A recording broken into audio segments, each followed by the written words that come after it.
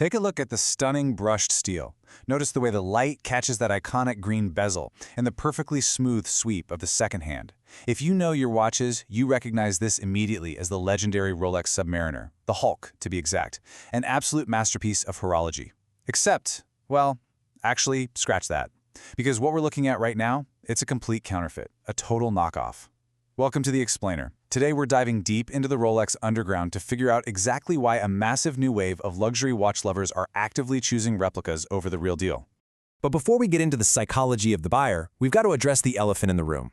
Is it actually legal to own a fake Rolex? Now, I'm no lawyer, and this definitely isn't legal advice, but based on the source material, it's a pretty fascinating legal gray area. Make no mistake, U.S. Customs and Border Protection is crystal clear that purchasing and importing counterfeit goods is illegal. But there's a massive, widely discussed loophole when it comes to enforcement. Basically, if you're just buying a single watch for your own personal use, meaning zero intent to resell or distribute it, you're usually in the clear. And it's exactly that personal use distinction that has allowed this massive, shadowy market to absolutely explode. So let's break this down. Section 1. Anatomy of a replica and spotting the real McCoy. The reality today is that these replica watches are getting better and better, to the point where they are almost indistinguishable from the actual real deal. We aren't talking about those cheap street corner knockoffs that turn your wrist green anymore.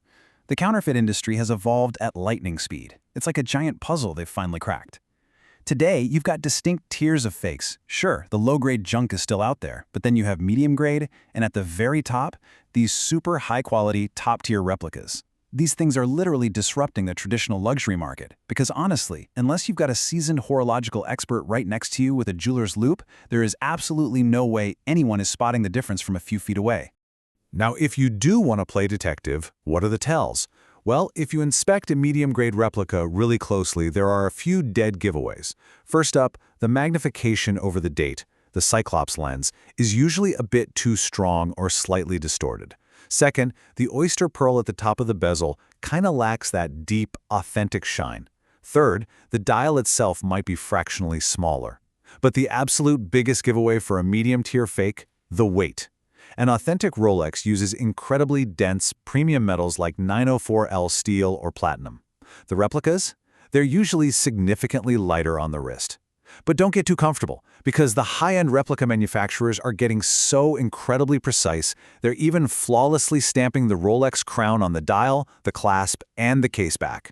Which brings us to the $25,000 to $50,000 question. Why even take the risk of someone spotting those tiny flaws? Why not just buy the real thing? Well, there's your answer. 25 to 50 grand. If you want a highly desirable, authentic Rolex on the open market right now, that is the staggering price tag you're staring down. It is just an astronomical amount of money for a timepiece, which effectively prices out like 99% of true watch enthusiasts. Now, contrast that with $200 to $300. Yep, that's the going rate for a really high-quality replica. It's a far, far cry from tens of thousands of dollars. To put that into perspective, you are getting 95% of the luxury look and feel for roughly 1% of the cost. It perfectly illustrates the immense financial motivation here. But honestly, the price tag is actually only half the story. That brings us to Section 2, the Rolex Experience, and gatekeeping luxury. Because for a lot of people, the real issue is the agonizing, absurdly structured system of gatekeeping you have to deal with at an authorized dealership. Step 1. You walk in, wallet ready, and you wait 30 minutes just to speak to a rep. Step 2. You finally get someone's attention, only to discover that every single gorgeous watch in the case is strictly for display only. None of them are actually for sale to you today. Step 3. The dealer politely implies that to even be considered for the watch you actually want, you need to build a relationship. And how do you do that? Oh, just by dropping $12,000 to $15,000 on less desirable watches or jewelry that you literally don't even want. Finally, Step 4. After all that, you're granted the high honor of being put on an exclusive waitlist for years. It's overpriced, it's overhyped, and it is agonizingly slow. So who actually gets to skip the line? Well, these watches are largely reserved for athletes, celebrities, and, let's be real, those who grease the palms of the dealer. The entire system is intentionally designed to lock out the common buyer. Unless you've got extreme wealth, widespread fame, or serious insider leverage, you're stuck playing their little waiting game. And you can't even just hop onto eBay to bypass it, because then you risk buying a severely beat-up watch or, ironically enough, a fake one being sold at real watch prices. Section 3. The economics of scarcity and manufacturing hype. What we're witnessing here is a classic exclusivity ploy. That's a marketing tactic where a brand deliberately throttles the availability of their product to artificially drive up demand and perceived scarcity. And Rolex, they put on an absolute masterclass in this. By making their watches nearly inaccessible to the average person, it dramatically elevates the brand's status. It totally transforms the watch from a simple time-telling tool into this mythical, untouchable object of desire. But, Rolex isn't the only brand to pull this psychological trick. Think back to the early days of Beats by Dre headphones. Beats used a strategy very similar to Rolex's display-only cases. They would ship severely limited quantities to stores, basically making it look like they were always completely sold out and in sky-high demand. They'd lock the few pairs they did have behind glass doors, making them look like the hottest ticket item on the planet. Both of these brands figured out how to brilliantly manufacture hype through the pure illusion of total scarcity. Which leads us to Section 4, the clapback and consumer rebellion. As one of the sources for this explainer so bluntly put it, this is what buyers are turning to, and it's a big ol' FU to Rolex. This right here is the major philosophical shift. People aren't just buying fake Rolexes anymore simply because they want to look rich.